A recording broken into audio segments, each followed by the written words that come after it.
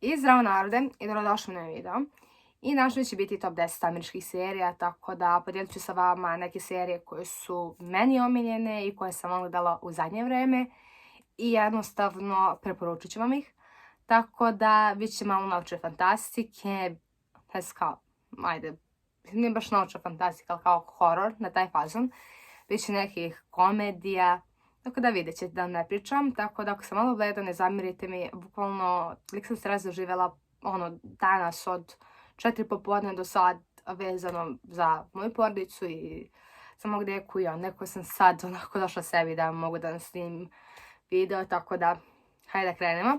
Inače, serija koja zauzima 10. mesto po meni, to je ne ođih ređenih mestima, 10. serija jeste serija Emily in Paris. Inače, meni je ova serija dosta zaista izlazila po ovom Instagramu i zaista, bukvalno kad se vidjela kako sam nekako počela bih poznala kao, šta? Emily in Paris? Kao, ne, iako ja nikad nisam bila u Parizu, iako ja zaista ni Francusku ne volim i ne volim nešto Pariz, niti imam želju da ga postim, nekako nije to moja sfera interesovanja i nešto što mene zanima, lično više volim London i tako druge gradove, New York i tako dalje. I ako kad sam završila jednu seriju, rekao, hajde da pogledam, inako mi je dosadno, ima samo cijela sezona na Netflixu. Ja skrolam da gledam i serija je toliko interesantna. Epizode traju tako do pola sata. Mislim da nijedna ne traje više od 30 minuta. I ja bukvalno čitala onu knjigu Korene, pošto imamo kao lektiru. I ja sam rekao, čekaj da pogledam ovu seriju, onako da im što ima na Netflixu. I ja sam gledala ljudi, ostala mi jedna epizoda i zaista mi se jako dopada. Državam pažnju, interesantna je, konstantno se nešto dešava i ja bukvalno znam da sam gledala jutros kad sam usla i moja majka koja uopšte nije gledala ništa, bukvalno je sela bila fazon kao, super, sviđa mi se. Tako da radi se o devojci Emily koja je iz Chicaga i njihova kao marketinška firma, ne znam, nisam to razumela, kao, ja ne mogu da se setim, sad ne mogu da se setim, kao, nemam pojma da li se rađe sa tom.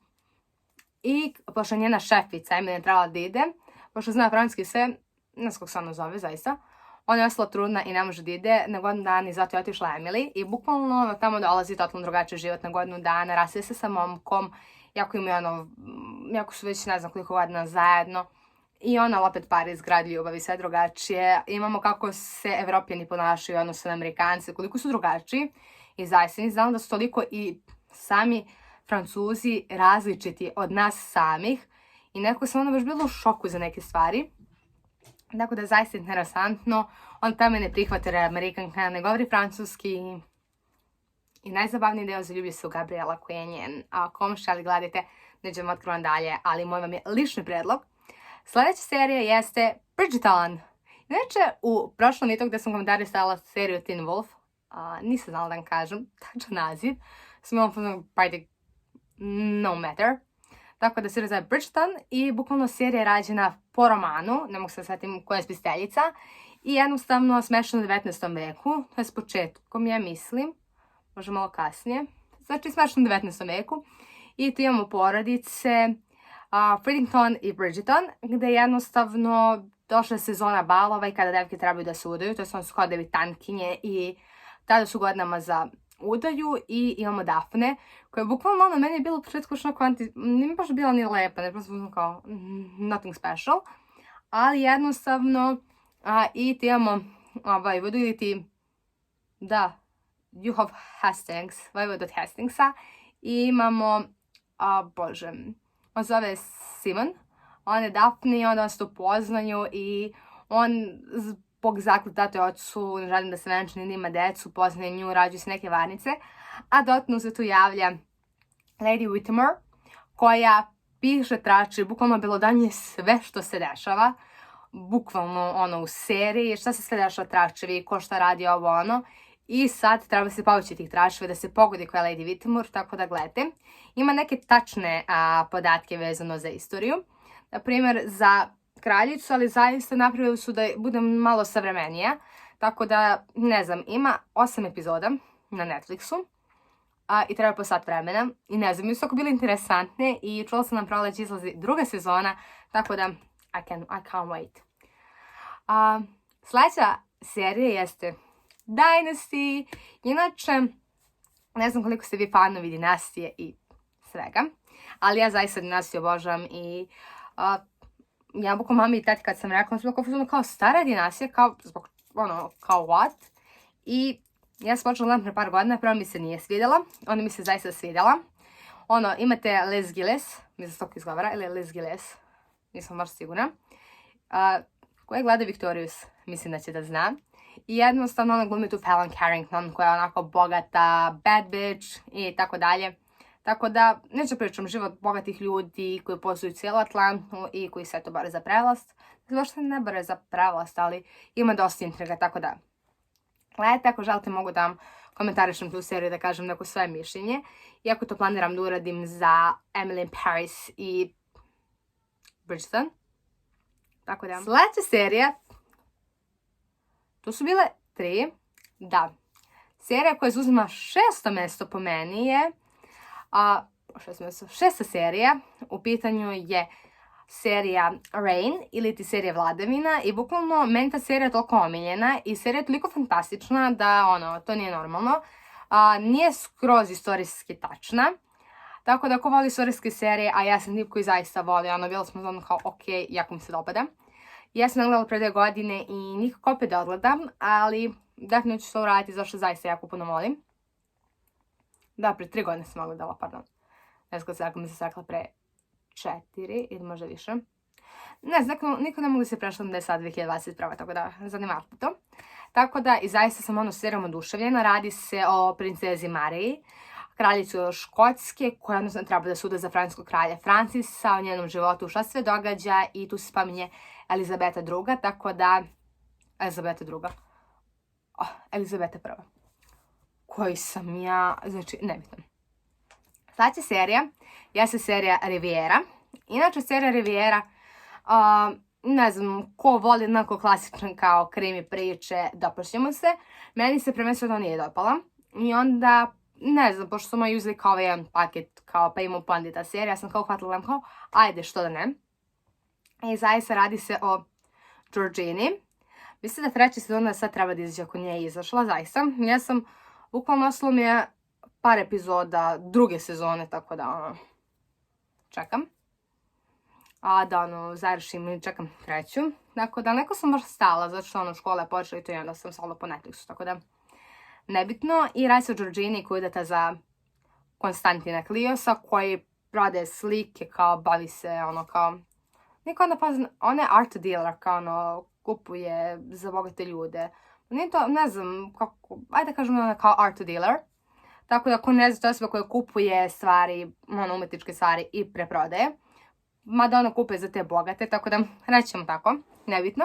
I Konstantin koji to kupi, tako su upoznali, venčali se i Konstantin strada na jahti i sada kreću intrige. Da li se on bavio pranjem novca, odakle im sad taj novac i tako dalje, tako dalje. Tu se on druži s njegovom bivšom ženom i zaista, ljudi moji, topla preporuka ako volite malo krimi serije.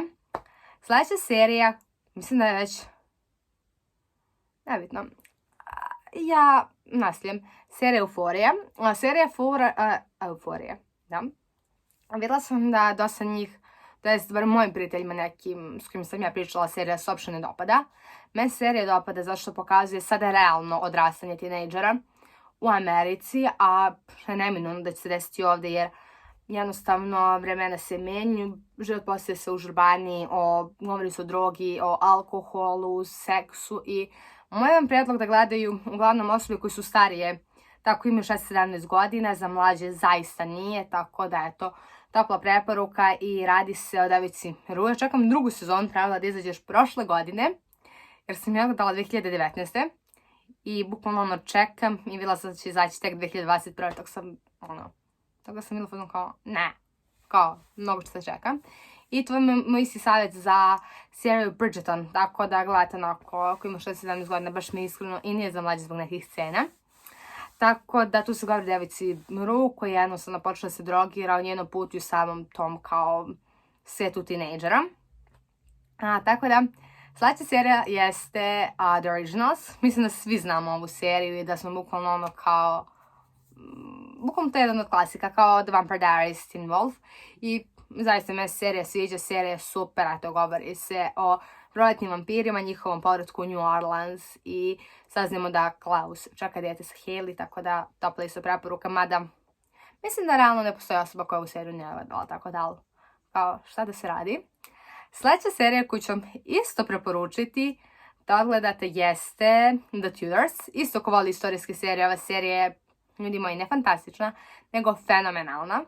Zaista, jednostavno govori se o vladavini Henry VIII, koju mislim da svi znamo. Mislim, on je jedna persona koja je ubio svojih 6 žena, tako da ono.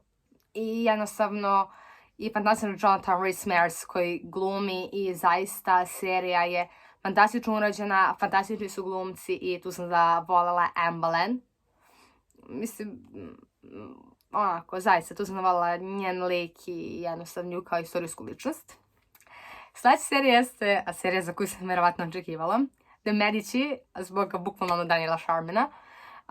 Imate na mom kanalu video moje mišljenje o seriji The Medici. I serija je fantastična, ljudi. I ko nje ovo da odgledajte zato što je fantastična. Koliko sam puta rekla fantastična u roku od 2 minuta? 10 puta, ali kao. Zanemarimo to. Tako da, ja se da ne pričam previše brzo, tako da vidjet ću kad budem editovala. Mada nadam se da nisam pričala prebrzo. Zaista serija je fantastična. Govori su usponu porodice Medici od Kozima pa kasnije sve do Lorenza, tako da imate video na mom kanalu, neću mnogo da dulji, tako da odgledajte. I mi znamo posljednja serija, jeste serija Teen Wolf, bukvalno, ja zaista nisam očekala da je serija toliko dobra. Majke mi kad sam si gledala da sam kao, ok, ali da je toliko fantastična, očekivala nisam. I toliko je obožavam i toliko čekam da prođe neki period da gledam opet jer zaista serija je fantastična. I bukvalno moj drug, bukvalno mi fuzio kao super, posjetila si mi taman, opet ću da je gledam, bukvalno obožavam je. Ja sam mi fuzio kao, ok.